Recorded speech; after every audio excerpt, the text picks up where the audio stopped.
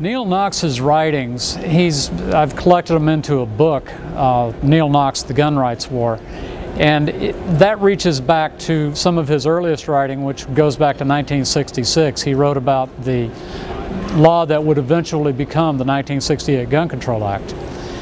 Dad was first and last and always a gunny. He liked guns, he liked any kind of gun, and from muzzle-loading rifles to machine guns. He shot every discipline that I know of except for biathlon. He didn't like to run.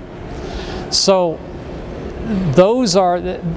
he came to it from that background and that focus, that he loved guns and he loved the fact that we have the right to keep and bear arms.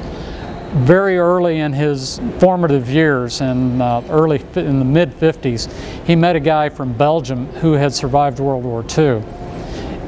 The Nazis had come in and killed a family, friends of this kid, who included twin boys that were his best friends.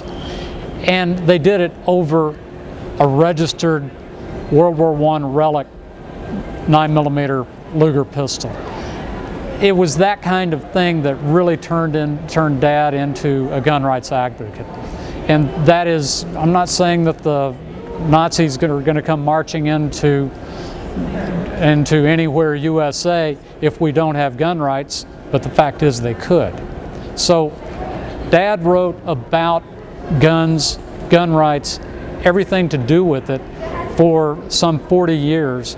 And what he had to say is a very important body of work, a very important history that really we need to carry that forward as we